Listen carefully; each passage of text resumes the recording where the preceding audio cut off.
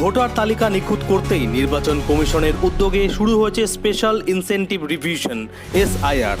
যোগ্য নাগরিকের নাম নিশ্চিত করাই এই প্রক্রিয়ার মূল লক্ষ্য। কিন্তু সেই এসআইআর হিয়ারিং ঘিরেই আজ নওদা ব্লকে দেখা গেল ভিড় আর ভোগান্তির ছবি।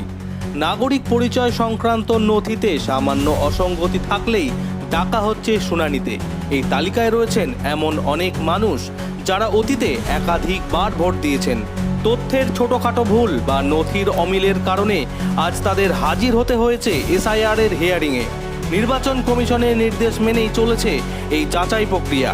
তবে মাঠের বাস্তবতা বলছে, বিশেষ করে প্রবীণ ও সাধারণ মানুষের ক্ষেত্রে এই প্রক্রিয়া ক্রমেই চাপের হয়ে উঠেছে।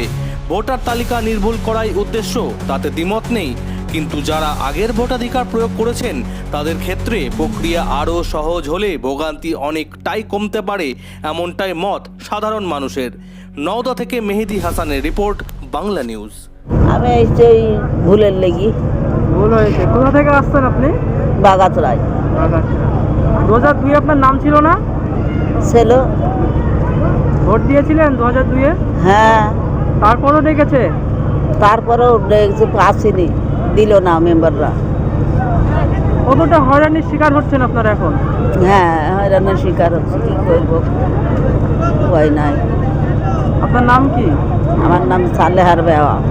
বয়স প্রায়? বয়স আমার বলতে পারবো, বয়স বুঝতে পারছি না, তাও 80 বছর হবে, এরকম হবে। কেন ডাকলো আজকে এখানে?